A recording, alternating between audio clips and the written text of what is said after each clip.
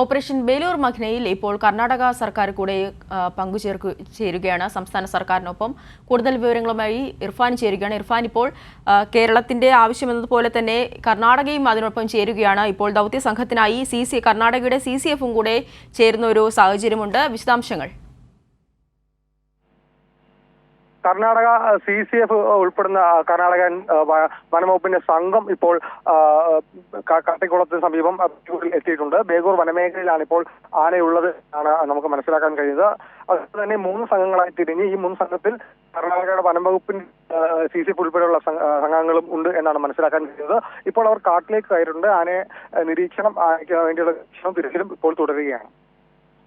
ശരി, ബേലൂർ മഖ്നയെ മൈക്കൂടി വെക്കാനുള്ള ദൗത്യത്തിൽ ഇപ്പോൾ കർണാടക സർക്കാരും ഒപ്പം ചേരുകയാണ്. കർണാടക സർക്കാരിന്റെ CCF കൂടെ ഇപ്പോൾ ബേലൂർ മഖ്നയെ മൈക്കൂടി വെക്കാനായി സ്ഥലത്ത് എത്തിയിട്ടുണ്ട്. വിശദാംശങ്ങളാണ് ഇർഫാൻ നൽകിയത്.